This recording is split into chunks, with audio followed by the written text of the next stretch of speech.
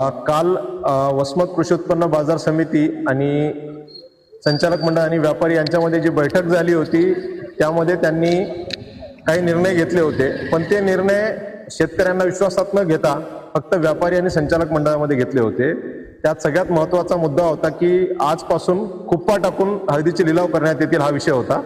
या संदर्भाने स्वाभिमानी शेतकरी संघटनेच्या वतीने आज सकाळीच आम्ही कृषी उत्पन्न बाजार समितीला पत्र दिले की कुप्पा पद्धतीला आमचा विरोध आहे आणि कुप्पा पद्धतीमध्ये शेतकऱ्यांचं आर्थिक नुकसान होत आहे आणि हित जोपासल्या जात नाही आणि जर कुप्पा पद्धतीनेच बीट होणार असेल तर उद्यापासून आम्ही हळदीचे बीट संपूर्णतः बंद करू हा इशारा देण्यात आला होता। तदनंतर आता दुपारी कृषी उत्पन्न बाजार समिती वसमतचे सभापती बेंडे साहेब आणि माझी चर्चा झाली, फोनवर बोलणं झालं।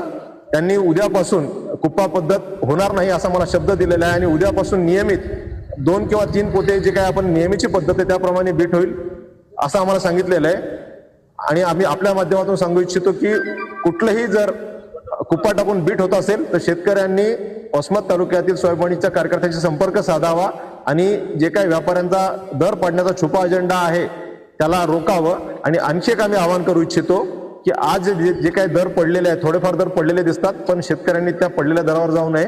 आज मार्केटमध्ये व्यापाऱ्यांना प्रचंड मोठ्या प्रमाणात मालाची गरज आहे, त्यामुळे 20 ऑगस्ट पर्यंत शेतकऱ्यांनी माल रोखून धरावे। 20 ऑगस्ट पर्यंत काही व्यापाऱ्यांनी ऑगस्ट चे जे काही आहेत आपले पूर्ण करार केलेले आहेत। 20 ऑगस्ट साठी एनसीडीएक्सच्या माध्यमातून त्यांनी करार केलेले आहेत। ते करार आहेत 22,000चे आणि तुमच्याकडून आज ते 16,000 17,000नी माल घेऊन 15 दिवसांनी म्हणजेच 20 ऑगस्टला 22,000ला तो माल विकणार आहेत। त्यामुळे शेतकऱ्यांना आमचं आव्हान आहे की शेतकऱ्यांनी 20 ऑगस्ट पर्यंत माल विकायची घाई करू नये। 20 ऑगस्ट नंतर सुद्धा टप्प्याटप्प्याने माल विकावा।